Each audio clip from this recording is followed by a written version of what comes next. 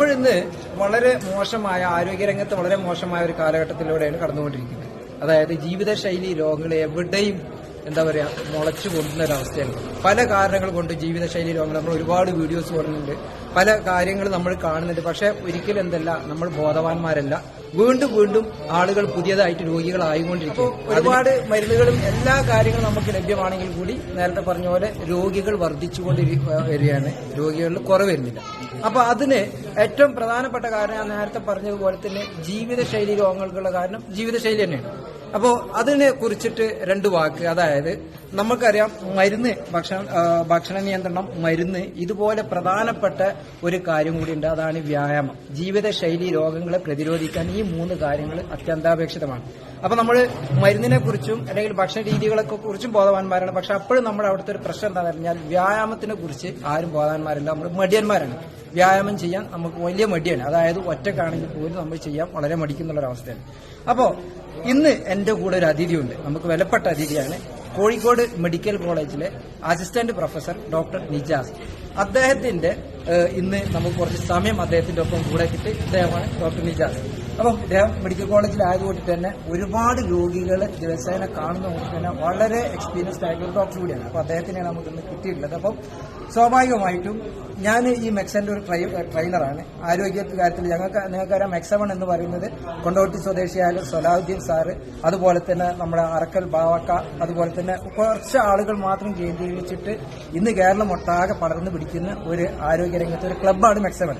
അപ്പൊ ആ മെക്സവണിന് യാതൊരു ഫീസോ കാര്യങ്ങളോ ഈടാക്കാതെ നമ്മൾ ഓരോരോ കമ്മ്യൂണിറ്റിയിൽ വ്യായാമം ചെയ്യുവാൻ വേണ്ടിയിട്ട് ആളുകളെ ക്ഷണിച്ചു വരുത്തി ഒരു അരമണിക്കൂർ വ്യായാമം കാണിച്ചു കൊടുത്ത് അവരെ കൊണ്ട് ചെയ്യിപ്പിക്കുന്ന ഒരു ഓർഗനൈസേഷനാണ് മെക്സവൺ. അപ്പൊ ഞങ്ങൾ ഇന്ന് മെക്സവൺ വേങ്ങര ചാപ്റ്ററുണ്ട് AK മാൻഷൻ ഓഡിറ്റോറിയത്തിൽ വെച്ചിരുന്ന ഇഫ്താർ മീറ്റിലാണ് ഇദ്ദേഹത്തിന് ഞങ്ങൾ മുഖ്യാതിഥിയായിട്ട് കൊണ്ടുവന്ന് ഒരു പ്രഭാഷണം നടത്തുകയുണ്ടായി. രോഗങ്ങളെ പറ്റിയിട്ടും മറ്റ് ജീവിതശൈലി രോഗങ്ങളെ വെച്ചിട്ടും ഏകദേശം 1.5 മണിക്കൂർ വളരെ വ്യക്തവും സരളവുമായ രീതിയിൽ ഞങ്ങൾക്ക് ഒരുപാട് കാര്യങ്ങൾ ഇദ്ദേഹം വിവരിച്ചു തന്നു. അപ്പൊ അതിന്റെ അടിസ്ഥാനത്തിൽ ഒന്നും കൂടി ആളുകളിലേക്ക് എത്താൻ വേണ്ടിയിട്ടാണ് ഈ വീഡിയോ ചെയ്യുന്നത്. അപ്പൊ ഞാൻ ഡോക്ടറോട് ചോദിക്കുകയാണ്, ഡോക്ടർ, ഈ ജീവിതശൈലി രോഗങ്ങളിൽ ഈ വ്യായാമത്തിന് എത്രത്തോളം പങ്കുണ്ട്, അല്ലെങ്കിൽ വ്യായാമം എത്രത്തോളം നമ്മൾ അതിനെ ഓവർകം ചെയ്യാൻ സഹായിക്കും? നേരത്തെ സൂചിപ്പിച്ചതുപോലെ നമ്മുടെ ജീവിതത്തിന്റെ ശൈലി മൂലം വരുന്ന രോഗങ്ങളെയാണല്ലോ നമ്മൾ ജീവിതശൈലി രോഗങ്ങൾ എന്ന് പറയുന്നത്.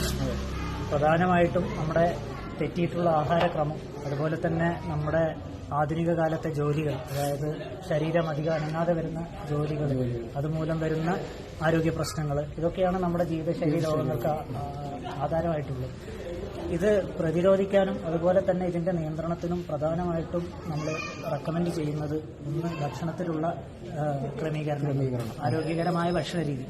അതുപോലെ തന്നെ പ്രാധാന്യം അറിയിക്കുന്ന ഒന്നാണ് നമ്മുടെ വ്യായാമം. അത് എന്തുകൊണ്ടെന്നാൽ ഇന്നത്തെ കാലത്ത് വ്യായാമത്തിനുള്ള പ്രാധാന്യം വളരെ കുറഞ്ഞ് വരുന്നൊരു സാഹചര്യമാണ്. ഇപ്പം നമ്മുടെ ജോലികളാണെങ്കിലും തന്നെ നമ്മുടെ ശരീരത്തിന് അധികം വ്യായാമം നൽകാത്ത തരത്തിലുള്ള ജോലികൾക്കാണ് ആളുകൾക്ക് കൂടുതൽ താല്പര്യം. അതുകൊണ്ട് തന്നെ അതുമായി ബന്ധപ്പെട്ട് വരുന്ന ആരോഗ്യ പ്രശ്നങ്ങൾ കണ്ടമാനം കണ്ടുവരുന്നുണ്ട്. ഈ ഒരു സാഹചര്യത്തിൽ ലോകാരോഗ്യ സംഘടന തന്നെ നിഷ്കർഷിക്കുന്നത് ആഴ്ചയിൽ ഒരു 150 മിനിറ്റ്, അതായത് ദിവസം ഒരു അരമണിക്കൂർ വീതമെങ്കിലും ആഴ്ചയിൽ 5 ദിവസം ചുരുങ്ങിയ അളവിൽ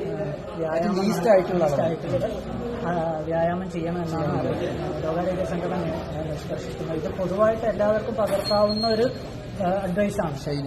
പലപ്പോഴും ചിലപ്പോൾ ഇപ്പം കഠിനമായ ഹൃദയാരോഗ്യമുള്ളവർ അവർക്കൊന്നും ഈ ഒരു ലെവലിൽ പറ്റില്ലെങ്കിലും ഒട്ടുമിക്ക ആൾക്കാർക്ക് ഈ ഒരു ജീവിത രീതി അവർ പ്രാവർത്തികമാക്കാൻ വലിയ ബുദ്ധിമുട്ടില്ല.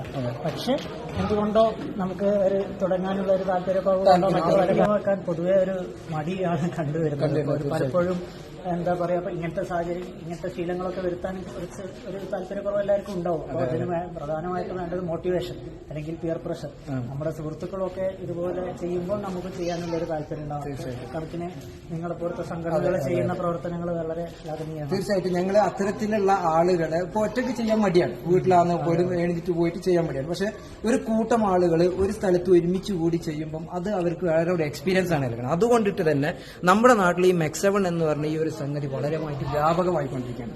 അതും ഏറ്റവും കൂടുതൽ പ്രയോജനപ്പെടുത്തുന്നത് മിഡ് ഏജ് കഴിഞ്ഞിട്ടുള്ള ആളുകളാണ്. എന്നാൽ 40ന്റെ മുകളിലുള്ള ആളുകളാണ്. ആ ഒരു ഏജ് ഗ്രൂപ്പാണ് ശരിക്കും ഫോക്കസ് ചെയ്യേണ്ടത്. കാരണം ഈ പറയുന്ന ജീവിതശൈലി രോഗങ്ങൾ ഒട്ടുമിക്കതും വരുന്നത് ആ ഒരു ഏജ് ഗ്രൂപ്പിലാണ്. പിന്നെ പലരാണെങ്കിലും ഈ ജീവിതശൈലി രോഗങ്ങളുടെ നിയന്ത്രണത്തെ കുറിച്ച് അത്ര ബോധവാന്മാരല്ല. അതൊരു ജീവിതത്തിന്റെ ഭാഗമാണെന്നുള്ള നിലയിൽ കൊണ്ടു നടക്കുന്നവരാണ്. അതൊരു വേണ്ട രീതിയിലുള്ള ഒരു നിയന്ത്രണമൊന്നും ആർക്കും കിട്ടുന്നില്ല.